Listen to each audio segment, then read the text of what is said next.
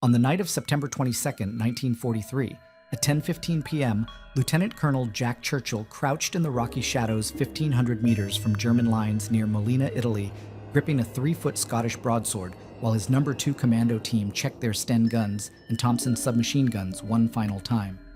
At 37 years old, Churchill had already earned a reputation as the most eccentric officer in the British Army, a man who marched into battle playing bagpipes, fought with a medieval weapon, and insisted that any officer who went into action without his sword was improperly dressed. His own men called him Mad Jack behind his back, half in admiration and half in disbelief. The German observation post above them bristled with 15 soldiers armed with machine guns, mortars, and modern rifles, confident in their fortified position overlooking the Allied advance. Every military manual said Churchill's broadsword was useless against 20th century warfare.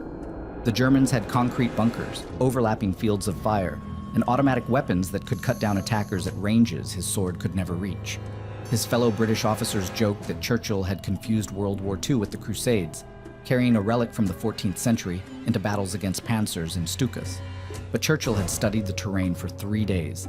The mountain pass was narrow, visibility was limited, and the moon wouldn't rise until 10:30, giving his team exactly 3 hours of darkness to work with. He knew that in close quarters, when stealth mattered more than firepower, his silent blade could do what gunfire never could. His plan was audacious even by commando standards: infiltrate the post, capture every German soldier alive, and march them back to British lines before dawn without firing a single shot. Corporal Thomas Martin, his most trusted man, had stopped questioning Churchill's methods after seeing them work in Norway and Sicily. But even Martin wondered if the Mad Jack had finally pushed his luck too far. As Churchill rose from the shadows and began moving up the pass, sword in hand, the question wasn't whether his medieval weapon could work in modern warfare. The question was whether 42 German soldiers would believe it when they found themselves staring down its edge. The Salerno beachhead stretched along 36 miles of Italian coastline in September 1943, a precarious foothold where Allied forces clung to rocky shores while German artillery pounded them from the hills above. Lieutenant Colonel Jack Churchill stood on a limestone outcrop overlooking the front lines, his Scottish broadsword strapped across his back alongside a canvas bag containing his bagpipes, studying the enemy positions through field glasses. At 37, Churchill commanded No. 2 Commando with the bearing of a man who had never encountered a military regulation he couldn't interpret creatively. His uniform was regulation khaki, but the sword hilt protruding over his left shoulder and the silver pipes case at his hip marked him as something entirely different from the standard British officer. The German defensive line ran along a series of ridges 2,000 meters inland, anchored by observation posts that commanded perfect views of Allied movements below. Intelligence reports indicated the enemy had positioned mortar teams, machine gun nests, and sniper positions throughout the mountainous terrain, creating overlapping fields of fire that had already cost the 8th Army hundreds of casualties. General Mark Clark's 5th Army had established the beachhead on September 9th, but German counterattacks under Field Marshal Albert Kesselring had nearly pushed the Allies back into the sea. Every yard of advance came at enormous cost, and the Wehrmacht showed no signs of yielding ground easily. Churchill folded his field glasses and turned to Corporal Thomas Martin, a lean Yorkshireman whose steady demeanor had earned him a permanent place at Churchill's side during operations in Norway and Sicily. Martin carried a Thompson submachine gun with 4 30-round magazines, a Webley revolver, and enough skepticism about his commanding officer's methods to keep both men alive. The rest of No. 2 Commando was scattered along the ridgeline, 47 men armed with Sten guns, Thompson submachine guns, Mills bombs, and the kind of specialized equipment that turned ordinary soldiers into raiders capable of striking behind enemy lines. "The Germans have settled into their positions like they plan to stay for Christmas," Churchill said, pointing toward the observation post at Molina, a fortified position carved into the hillside 1,500 meters northeast of their current location. 15 men up there, including a 4-man mortar crew with an 8-centimeter weapon that's been dropping shells on our supply routes for 6 days. Brigade wants it silenced. Martin studied the terrain through his own glasses, noting the steep approach, the limited cover, and the narrow passes that would channel any attacking force into predetermined killing zones. The Germans had chosen their position well, with clear sight lines extending for miles in every direction and multiple escape routes if the position became untenable. Standard commando doctrine called for overwhelming firepower applied at close range, usually involving explosive charges, automatic weapons, and rapid withdrawal before enemy reinforcements could respond. Bren guns could reach them from the valley floor, Martin observed. 600-meter range, good fields of fire. We could bring up a 2-inch mortar for suppression. Churchill shook his head, running his thumb along the leather-wrapped hilt of his sword. Too much noise. Fire one shot up there, and every German within 5 kilometers knows exactly where we are. Brigade intelligence says they've got a full company in reserve at San Pietro, 20 minutes away by truck. We start shooting, and we'll have 100 Wehrmacht infantry surrounding us before we can withdraw. The tactical problem was complicated by the terrain itself. The observation post sat on a rocky promontory accessible only through a series of switchback trails that would expose attackers to defensive fire from multiple directions. The Germans had positioned machine gun nests to cover the approaches, with interlocking fields of fire that eliminated blind spots. Any conventional assault would require artillery preparation, smoke screens, and coordinated attacks from multiple directions, resources that weren't available to a single commando unit operating behind enemy lines. Churchill had studied the German defensive positions for 3 days, timing sentry rotations, mapping patrol routes, and identifying weaknesses that wouldn't be apparent to planners studying aerial photographs back at headquarters. The observation post's strength was also its vulnerability. The narrow passes that made it difficult to attack also limited the garrison's ability to maneuver or retreat. More importantly, the rocky terrain and thick vegetation would mask the sound of movement, allowing a small force to approach undetected if they moved carefully and maintained absolute noise discipline. The moon rises at 10:30 tonight, Churchill continued, consulting his watch and the astronomical data provided by naval intelligence. That gives us exactly 3 hours of darkness to work with. We go in silent, take the position without firing a shot, and march the entire garrison back to our lines as prisoners. Clean, quiet, and no casualties on either side. Martin lowered his field glasses and stared at his commanding officer with the expression of a man who had heard similar plans before and lived to regret believing them. Churchill's reputation for unconventional tactics was well established throughout the British Army, but his success rate was equally impressive. The raid on Vågsøy in Norway had netted 98 German prisoners, and his actions in Sicily had earned him a distinguished service order and the grudging respect of officers who initially dismissed him as a theatrical anachronism. "The sword, sir?" Martin asked, though he already knew the answer. Churchill patted the weapon's crossguard with obvious affection. "Any officer who goes into action without his sword is improperly dressed, Corporal. Besides, you can't interrogate prisoners who've been shot full of holes, and you can't maintain silence when everyone's blazing away with automatic weapons. Sometimes the old ways work best." The broadsword was Churchill's personal weapon, a 19th century Highland claymore with a 36-inch blade that had belonged to his grandfather. It weighed 4 pounds, featured a basket hilt designed to protect the wielder's hand, and was completely impractical by every standard of modern warfare. German Osio, soldiers carried Mauser rifles effective at ranges exceeding 400 meters, Schmeisser submachine guns capable of firing 500 rounds per minute, and stick grenades that could clear a room in seconds. Churchill's sword required him to close within arm's length of his targets, offering no advantage except complete silence and the psychological impact of facing an enemy who appeared to have stepped out of a medieval battlefield. The plan Churchill outlined to his assembled commandos was audacious even by the standards of special operations. No. 2 Commando would approach the German position along a goat trail that wound through dense scrub vegetation, using the terrain to mask their movement. Churchill would lead a 4-man assault team directly into the observation post, while Martin's section secured the perimeter and blocked escape routes. The entire operation depended on maintaining absolute silence until the position was secured, then withdrawing with prisoners before German reinforcements could respond. As the sun set behind the Salerno hills and Churchill's commandos began their final equipment checks, the lieutenant colonel stood apart from his men, running a whetstone along his sword blade with the methodical precision of a craftsman preparing his tools. The steel gleamed in the fading light, 3 feet of sharpened metal that represented everything the modern military had supposedly left behind.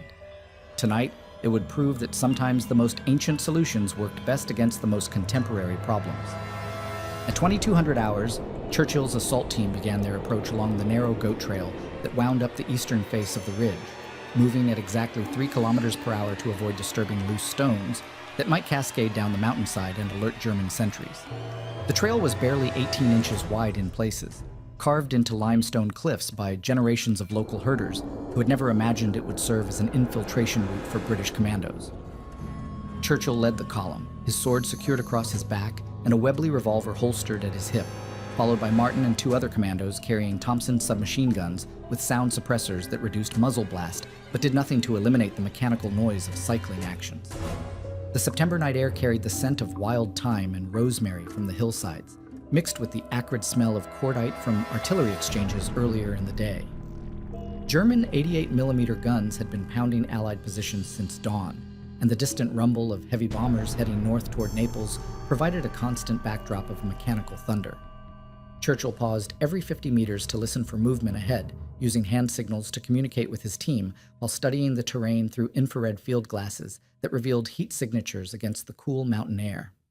Intelligence reports indicated the German observation post was manned by a reinforced section from the 3rd Panzer Grenadier Division, veteran troops who had fought in North Africa and Sicily before retreating to defensive positions along the Italian peninsula. These weren't green recruits or overage reservists, but experienced soldiers who understood the importance of maintaining vigilance during nighttime hours when commando raids were most likely. The Wehrmacht had developed sophisticated counterintelligence procedures after repeated Allied raids along the Mediterranean coast, including random patrol schedules, overlapping sentry positions, and communication protocols that required hourly radio checks with regimental headquarters. The assault team reached a rocky ledge 400 meters below the observation post at 22:45, where Churchill called a halt to study the German positions through his field glasses. The enemy had constructed their fortification around a natural cave system, with concrete reinforcements, camouflaged firing positions, and communications equipment that included both radio antennae and field telephone lines running back to headquarters. 2 sentries were visible at the main entrance, armed with Carabiner 98K rifles and positioned to cover the most obvious approaches. A 3rd sentry walked a patrol route along the perimeter every 12 minutes, carrying a Schmeisser submachine gun and stopping at predetermined points to scan the surrounding terrain with binoculars. Martin crouched beside his commanding officer, studying the tactical problem with the practiced eye of a soldier who had survived 2 years of commando operations. The German position was well sighted and professionally defended, with clear fields of fire, good communications, and multiple escape routes. The narrow approaches that Churchill intended to exploit would also channel the assault team into predictable avenues of advance, making them vulnerable to defensive fire if their presence was detected before they could close with the enemy. Sentry rotation every 12 minutes, Martin whispered, consulting his watch and noting the timing of the German patrol. 2 men at the entrance, 1 walking the perimeter. Radio check every hour on the hour, next one due at 2300. We've got 18 minutes to get into position before they expect to hear from headquarters. Churchill nodded, calculating distances and timing with the precision of an artillery officer plotting firing solutions. The final approach would require the assault team to cross 200 meters of open ground, using scattered boulders and scrub vegetation for concealment while avoiding the paths of the roving sentry. The timing would be critical. Too early, and they would be caught in the open when the sentry completed his circuit. Too late, and the scheduled radio check would reveal that something had gone wrong at the observation post. The lieutenant colonel drew his sword slowly, testing the blades, balance and checking that the leather wrapping on the hilt provided a secure grip despite the moisture from night air. The weapon was an anachronism in an age of automatic weapons and high explosives, but it offered advantages that modern firearms could not match. A rifle shot could be heard for kilometers in the thin mountain air, alerting every German unit within range that Allied forces were operating behind enemy lines. A sword killed silently, left no muzzle flash to reveal the attacker's position, and could be used repeatedly without requiring ammunition or creating brass casings that might be discovered by enemy patrols. The psychological impact was equally important. German soldiers were trained to fight against opponents armed with conventional weapons, rifles, submachine guns, grenades, and mortars that functioned according to predictable tactical principles. They understood cover and concealment, fields of fire, and the limitations imposed by ammunition supply and reload times. A man with a medieval sword operated outside these parameters, creating confusion and hesitation that could be exploited by properly trained commandos who understood how to turn surprise into tactical advantage. At 22:55, Churchill signaled his team to begin the final approach. The assault team moved in single file, using a shallow ravine that provided concealment from the German sentries, while offering a covered route to within 50 meters of the observation post.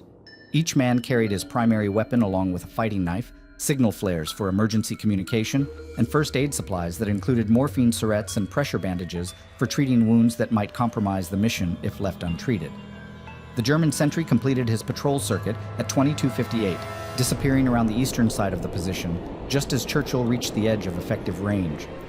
The lieutenant colonel could see both entrance guards clearly now, young soldiers who maintained proper spacing and alertness, despite the apparent quiet of the nighttime hours. Their rifles were loaded with 5-round stripper clips, and each man carried 4 additional clips along with 2 stick grenades and a bayonet that could serve as both weapon and utility tool. Churchill checked his watch. 22:59. In exactly 1 minute, the observation post would attempt to establish radio contact with regimental headquarters, following procedures that required a specific call sign, authentication code, and situation report. If that transmission was not completed on schedule, German commanders would assume the position had been compromised and dispatch a relief force to investigate. The assault team had perhaps 10 minutes to neutralize the garrison, secure the position, and begin their withdrawal before enemy reinforcements arrived in sufficient strength to trap them on the mountainside. The lieutenant colonel rose from concealment and began walking toward the German sentries, his sword held low against his right leg to minimize its visibility in the darkness. Martin and the other commandos moved into flanking positions, ready to provide covering fire if the assault went wrong, but under strict orders to avoid shooting unless Churchill's life was in immediate danger. The success of the entire operation depended on maintaining absolute silence until the position was secured and the garrison taken prisoner. At exactly 2300 hours, as the German radio operator reached for his microphone to begin the scheduled communication check, Churchill stepped into the circle of light cast by a kerosene lantern hanging near the observation post entrance. The 2 sentries turned toward this unexpected figure, their rifles rising automatically before freezing in recognition of something that belonged to an entirely different century of warfare. The first German sentry, a 19-year-old Obergefreiter from Bavaria named Klaus Richter, stared at Churchill for 3 full seconds before his military training overcame his astonishment at seeing a British officer materialize from the darkness, carrying what appeared to be a medieval weapon. Richter's Karabiner 98K began to rise toward his shoulder, the bolt-action rifle loaded with a 7.92mm cartridge that could drop a man at 400 meters. Churchill closed the remaining 8 feet between them in 2 quick strides, his sword moving in a precise arc that struck the rifle's wooden stock just behind the front sight, sending the weapon spinning from Richter's hands to clatter against the limestone wall of the observation post. The second sentry, Gefreiter Hans Müller from Hamburg, managed to work the bolt of his rifle and chamber around before Churchill's blade settled against his throat with surgical precision. The steel was cold against Müller's skin, sharp enough to draw blood with the slightest pressure, and backed by 40 years of swordsmanship training that had begun when Churchill was 12 years old and learning Highland combat techniques from his grandfather. Müller's finger trembled on the trigger, but the rifle was pointed harmlessly toward the ground, and any sudden movement would result in his carotid artery being severed by 3 feet of Sheffield steel. "Keine Bewegung," Churchill said quietly in passable German, his voice carrying the authority of a man who had spent 2 decades commanding soldiers in combat. No movement. The sword remained steady against Müller's neck, while Churchill used his left hand to relieve the sentry of his rifle, setting the carabiner carefully against the wall where it could not be reached by either prisoner. Richter, still stunned by the speed of the attack, raised his hand slowly above his head, his eyes fixed on the broadsword that had appeared from nowhere to neutralize 2 armed soldiers in less than 10 seconds. The radio operator inside the observation post began, transmitting his scheduled communication check to regimental headquarters, his voice echoing from the concrete interior as he recited call signs and authentication codes that confirmed the position remained under German control. Churchill had exactly 4 minutes before the transmission ended, and other members of the garrison discovered that their perimeter guards had been captured by a British officer armed with what appeared to be a prop from a medieval pageant. Martin emerged from the shadows with his Thompson submachine gun trained on the prisoners, followed by the other 2 commandos who took positions covering the observation post entrance and the trail that led back down the mountainside. The assault team moved with practiced efficiency, using hand signals and predetermined procedures that eliminated the need for verbal communication. Martin secured zip strip restraints around the wrists of both German sentries, while Churchill advanced toward the main entrance, his sword held in a guard position that would allow him to strike or parry depending on the opposition he encountered. The observation post had been carved into a natural cave system and reinforced with concrete walls that provided protection against artillery bombardment. The main chamber housed communications equipment, ammunition storage, and sleeping quarters for the 15-man garrison, while smaller chambers contained the mortar position, machine gun nests, and an armory stocked with rifles, submachine guns, and enough ammunition to sustain defensive operations for several days. Electric lighting powered by a portable generator illuminated the interior, creating stark shadows that would work to Churchill's advantage as he moved through unfamiliar terrain. Churchill paused at the entrance, listening to the radio transmission while studying the layout of the German position. The radio operator sat with his back to the entrance, speaking into a field telephone handset while consulting a code book that contained the authentication procedures required for routine communications. Two other soldiers played cards at a wooden table, their Schmeisser submachine guns leaning against the wall within easy reach. A fourth man cleaned his Karabiner 98K with methodical precision. The rifle's action disassembled and spread across a blanket according to Wehrmacht maintenance procedures. The lieutenant colonel stepped into the main chamber just as the radio operator completed his transmission, the sword held low against his right leg to avoid creating a distinctive silhouette that might alert the Germans before he could strike. The card players continued their game, discussing the merits of various hands in the relaxed manner of soldiers who believed themselves secure in a well-defended position. The man cleaning his rifle looked up first, his mouth opening in surprise before Churchill's blade settled against the base of his throat with the same surgical precision that had neutralized the bull sentries outside. Achtung, Churchill said quietly, using the German command for attention while gesturing with his left hand toward the other soldiers in the chamber.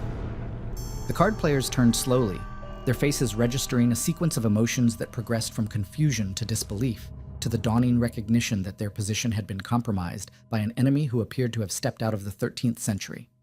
The radio operator spun around in his chair, reaching instinctively for the Luger pistol holstered at his hip, before freezing as Churchill's sword point shifted to track his movement. The psychological impact of the medieval weapon was immediate and profound.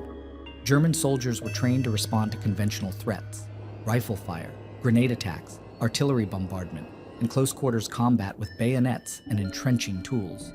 They understood the tactical principles that govern modern warfare and could react instinctively to familiar stimuli. But Churchill's broadsword operated outside their frame of reference, creating a cognitive dissonance that paralyzed their decision-making process during the critical seconds when effective resistance might have been possible. "Hände hoch," Churchill commanded, raising his left hand to demonstrate the desired action while keeping his sword trained on the radio operator. "Hands up." The four Germans complied slowly, their movements careful and deliberate as they processed the implications of their situation. The man who had been cleaning his rifle was particularly vulnerable, his weapon disassembled and useless, while Churchill's blade remained within striking distance of his vital organs. Martin appeared in the entrance with his Thompson ready, followed by the other commandos who began the methodical process of securing the main chamber while Churchill advanced deeper into the cave system. The mortar crew occupied a firing position carved into the eastern wall, their 81mm weapon aimed through an embrasure that provided clear fields of fire across the valley floor. 4 men served the mortar: crew commander, gunner, assistant gunner, and ammunition bearer, each with specialized responsibilities that made the weapon effective against targets at ranges exceeding 3,000 meters. The mortar crew had been monitoring radio communications from the valley floor, plotting targets for morning harassment fire that would disrupt Allied supply convoys and troop movements. Their position was protected by sandbags and concrete barriers that provided excellent protection against return fire, but offered no defense against an attacker who had already penetrated the observation post perimeter. Churchill approached from their blind side, his sword held ready while he studied the tactical situation and calculated the best method for neutralizing 4 armed men without allowing any of them to raise an alarm. The crew commander, a veteran Unteroffizier with combat experience, in Russia and North Africa, sensed movement behind him and began to turn just as Churchill's blade touched the side of his neck with delicate precision. The steel was cold and sharp, carrying the implicit threat of instant death if the German soldier made any aggressive movement. The other 3 crew members turned slowly, their hands moving away from their weapons as they recognized that resistance would be both futile and fatal. "Sehr ruhig," Churchill murmured in German, very quietly. The mortar crew raised their hands above their heads, their faces reflecting the same mixture of disbelief and resignation that had characterized the other prisoners.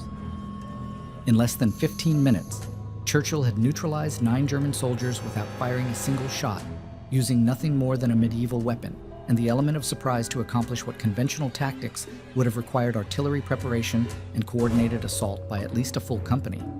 Churchill's commandos completed their sweep of the observation post at 23:37, herding the final 6 German prisoners into the main chamber, where Martin had organized the captured garrison into a manageable formation. 42 Wehrmacht soldiers now sat with their hands secured behind their backs, using parachute cord and zip strip restraints, their weapons stacked against the concrete wall under guard by 2 commandos armed with Thompson submachine guns. The entire capture operation had required 37 minutes from initial contact to final prisoner count, accomplished without firing a single shot or raising any alarm that might alert German reinforcements positioned throughout the surrounding hills.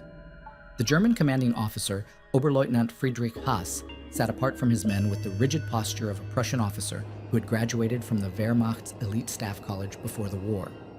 Haas commanded the observation post detachment with the methodical precision that characterized veteran officers of the 3rd Panzer Grenadier Division, men who had learned their trade during the North African campaign and understood the importance of maintaining discipline even under the most adverse circumstances.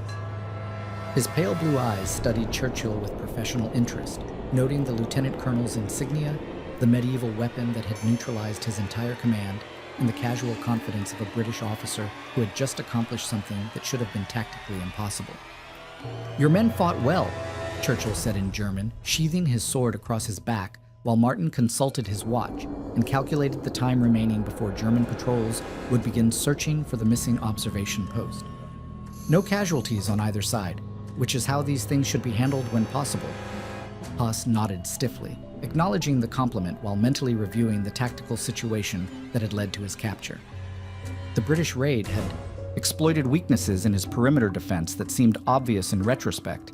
The narrow approaches that channeled attackers also limited his sentries' fields of observation, and the rocky terrain that provided excellent defensive positions also created blind spots where enemy infiltrators could approach undetected. More importantly, the psychological impact of Churchill's medieval weapon had disrupted his soldiers' ability to respond effectively during the critical seconds when coordinated resistance might have repelled the attack. "How long before your headquarters expects the next communication check?" Churchill asked, consulting the German radio operator's logbook, while Martin supervised the preparation for withdrawal. Wehrmacht communication procedures required hourly status reports during nighttime operations, with additional checks triggered by unusual circumstances or suspected enemy activity.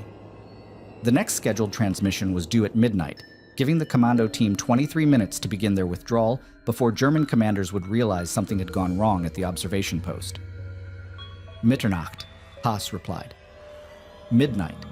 His voice carried the resignation of a professional soldier who understood that cooperation with his captors offered the best chance of survival for his men. German military doctrine emphasized the importance of prisoner intelligence, and experienced officers like Haas knew that providing tactical information to enemy interrogators was preferable to watching their soldiers die in futile resistance against overwhelming odds.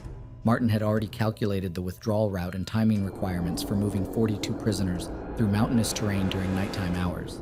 The commandos would use the same goat trail that had brought them up the ridge, but descending with prisoners would require significantly more time and create exponentially greater risks of discovery by German patrols.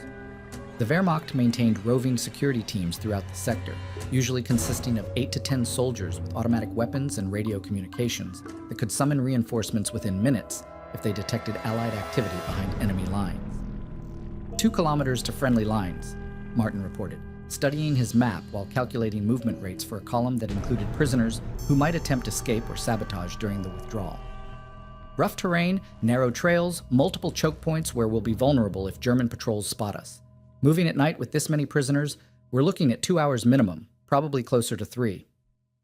Churchill nodded, understanding the tactical implications of leading such a large group through enemy-controlled territory.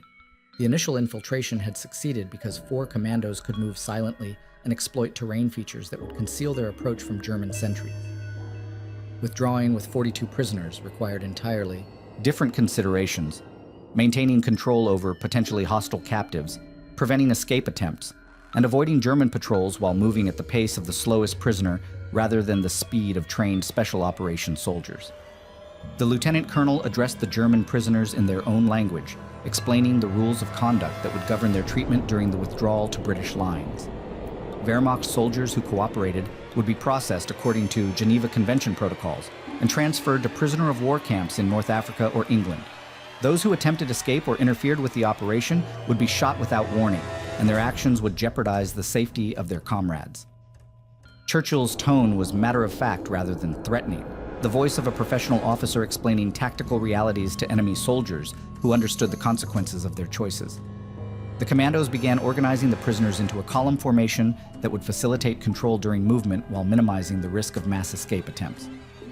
German soldiers were paired with British guards at a ratio that ensured adequate security without requiring excessive manpower from the small commando team. Each prisoner carried his own equipment and personal gear, but weapons and ammunition remained under British control. Medical supplies were distributed to treat minor injuries that might slow the column's progress, while more serious wounds would require field treatment using morphine syrettes and pressure bandages carried by the commando medic. At 23:55, Churchill's force began their withdrawal from the observation post, moving in single file along the narrow trail that wound down the eastern face of the ridge toward British lines 1,500 meters below. The lieutenant colonel led the column with his sword secured across his back and his Webley revolver ready for immediate use, followed by the first group of German prisoners under Martin's supervision. Two commandos provided rear security, equipped with Thompson submachine guns and orders to prevent stragglers or escape attempts that might compromise the entire operation.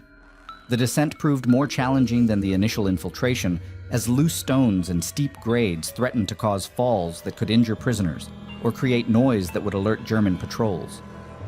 Churchill set a deliberate pace that balanced speed against security, stopping every 200 meters to conduct head counts and ensure that no prisoners had slipped away during movement through terrain that offered numerous opportunities for concealment.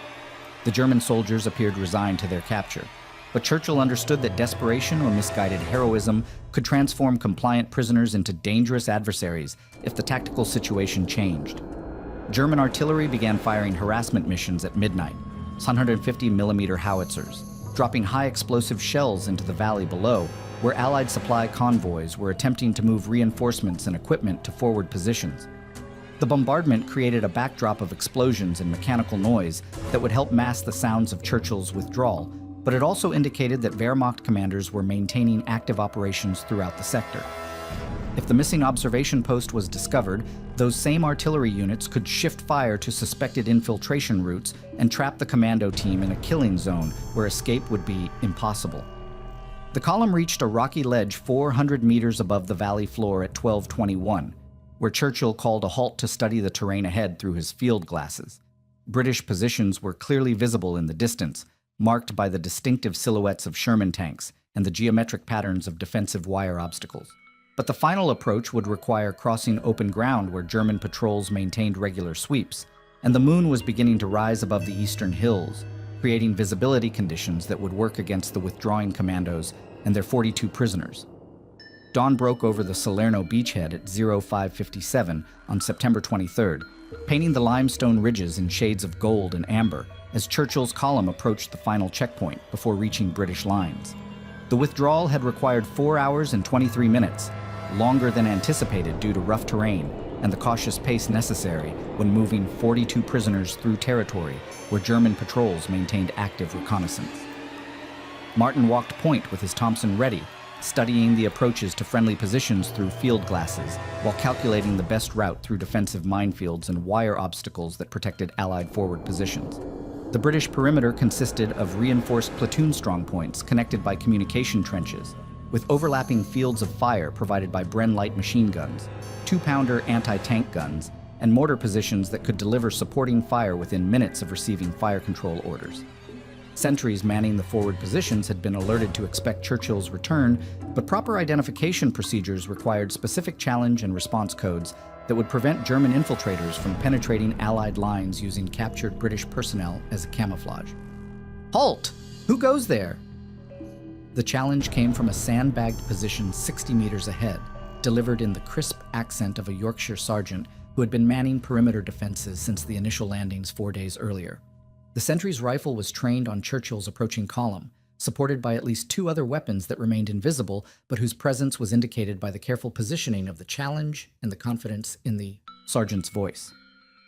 Lieutenant Colonel Churchill, No. 2 Commando, returning from reconnaissance with prisoners, Churchill replied, using the authentication code provided during his mission briefing.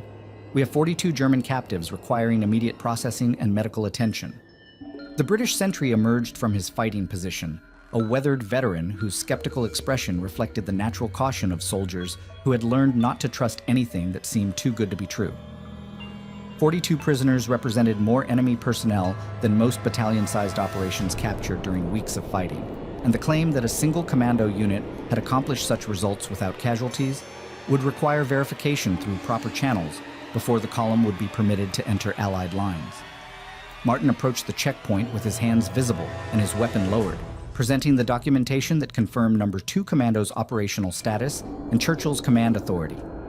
The papers included movement orders signed by brigade headquarters, tactical intelligence updates, and communication codes that would allow verification through radio contact with higher command levels. While the sergeant studied the documents, Churchill organized his German prisoners into formation for processing by military police units that specialized in handling captured enemy personnel. Oberleutnant Haas maintained his military bearing, despite 4 hours of marching through difficult terrain with his hands secured behind his back. The German officer had observed Churchill's leadership methods during the withdrawal, noting the lieutenant colonel's attention to prisoner welfare, his insistence on maintaining Geneva Convention protocols, and his professional competence in conducting operations behind enemy lines. Haas understood that he had been captured by exceptional soldiers using tactics that pushed the boundaries of conventional military doctrine while remaining within the ethical framework that governed legitimate warfare. "Your sword technique is quite remarkable," Haas said in accented English as British military police began the formal prisoner registration process. "I have studied historical accounts of medieval combat, but I never expected to encounter such methods in modern warfare. Where did you learn such skills?" Churchill smiled while unstrapping his broadsword and presenting it for inspection by the curious German officer. "Highland Games competitions, actually. My grandfather taught me traditional Scottish swordsmanship when I was 12, and I've been practicing ever since. The techniques are centuries old, but they work remarkably well when your opponents aren't expecting them." The formal prisoner processing required detailed documentation of each captured German soldier, including rank, unit designation, serial number, and any intelligence information that might be relevant for interrogation by specialized personnel. Military police photographed the prisoners, recorded their personal effects, and arranged medical examinations for injuries sustained during the capture operation. The entire process followed established procedures designed to ensure compliance with international law while maximizing the intelligence value of captured enemy personnel. Brigade headquarters confirmed Churchill's success through radio communications that reached Allied commanders throughout the Mediterranean theater within hours of the prisoners' arrival at British lines. The capture of 42 German soldiers without friendly casualties represented a significant tactical achievement, but more importantly, it demonstrated the effectiveness of unconventional methods when applied by properly trained personnel under favorable circumstances. The intelligence gathered from interrogating the prisoners would provide detailed information about German defensive positions, troop dispositions, and operational plans that could influence Allied planning for future operations. Churchill submitted his after-action report at 0830, documenting the tactical details of the raid while emphasizing the performance of his subordinates and the effectiveness of silent infiltration techniques against prepared enemy positions. The report noted that conventional assault methods would have required artillery preparation, air support, and coordinated attacks by at least company-sized units, with probable casualties exceeding 20% of participating forces. The commando raid had achieved superior results using 4 men and requiring less than 6 hours from initial infiltration to successful withdrawal. The Distinguished Service Order arrived through official channels on November 1st, 1943, accompanied by citations recognizing Churchill's exceptional leadership and tactical innovation during operations behind enemy lines. The medal ceremony was conducted by General Harold Alexander, commander of Allied forces in Italy, who noted that Churchill's methods represented creative thinking applied to military problems that required solutions outside conventional doctrine. The broadsword that had made the raid possible was displayed alongside Churchill's other decorations, a reminder that sometimes the oldest weapons proved most effective against the newest tactical challenges. News of the raid spread throughout Allied forces in Italy within days, creating a legend that would follow Churchill through subsequent operations in Yugoslavia, France, and Burma. Stories of the eccentric British officer who fought with medieval weapons became popular among troops who appreciated evidence that individual courage and innovative thinking could triumph over superior numbers and defensive advantages. The psychological impact extended to German forces as well, who began reporting sightings of sword-wielding British raiders in areas where conventional commando operations seemed unlikely. Martin received the military medal for his performance during the operation, recognition that reflected his crucial role in planning the withdrawal route and maintaining control over the prisoners during the dangerous movement through enemy territory. The corporal's steady leadership had ensured that Churchill's tactical brilliance translated into operational success, demonstrating that exceptional achievements required both innovative planning and competent execution by supporting personnel who understood their commander's methods and objectives. The observation post at Molina remained abandoned for 3 days after Churchill's raid, its strategic value eliminated by the capture of personnel who possessed detailed knowledge of German defensive plans throughout the sector. When Wehrmacht engineers finally reoccupied the position, they found evidence of the commando operation that had neutralized an entire garrison using tactics that belonged to an earlier century of warfare. The lesson was clear. In modern combat, victory often belonged to commanders who could adapt historical methods to contemporary challenges, proving that innovation sometimes meant looking backward rather than forward for inspiration.